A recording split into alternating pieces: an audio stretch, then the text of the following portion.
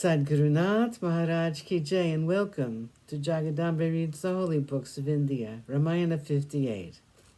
As you may remember, King Dasarata decided that it would be a good idea to send Bharata to go and visit his grandfather. He called Bharata and told him he should go and spend some time in Kekaya with his grandfather and his uncle Yudhishthira.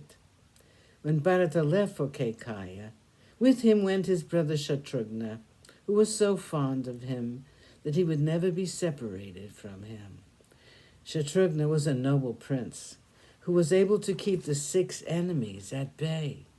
The enemies by name: Kama, desire; Krodha, anger; Lobha, greed; Moha, delusion; Matsarya, envy. He was indeed Shatrughna, as his name implied, and he was Bharata's alter ego, even as Lakshman was Rama's. Ashvapati, the old king, was very happy that the young men had come to him to spend some time with him. Though they were treated well, entertained very well by their uncle and their grandfather, Bharata and Shatrughna thought of their old father very often. The king also remembered them and their gentle ways. All his sons were very dear to the old king Dasarata. To him they were like 4 arms, and he was happy, the more so since they were born to him when he was no longer young. Still, though he was fond of all of them, Rama was dearer to his father than his other sons.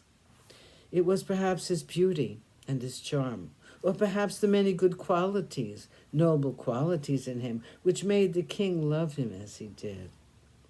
Only the Devas knew that he was Narayana himself, who had deigned to be born on the earth for the sole purpose of destroying Ravana. Kaushalya was contented and proud of her son Rama, and she looked like Aditi, the mother of Indra. As for Rama, he was unparalleled in the qualities which make a person great. He was handsome, very pleasing and charming to look at. He was a very brave young man, and yet his bravery was combined with mercy. He was ever tranquil, unruffled by the sway of emotions. He would be friendly with everyone. He would talk first and talk softly with affection. Even if by some chance someone spoke harshly to him, he would never reply in the same tone.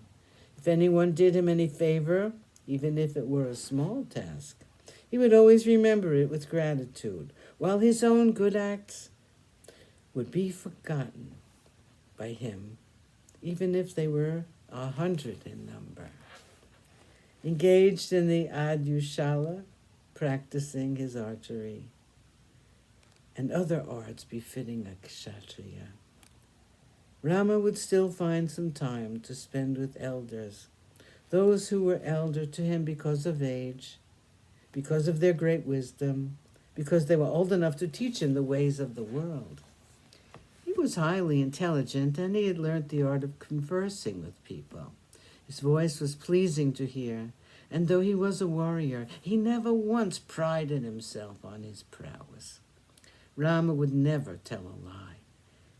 It was with him almost a religious compulsion that he should not utter an untruth even in the most trying situation.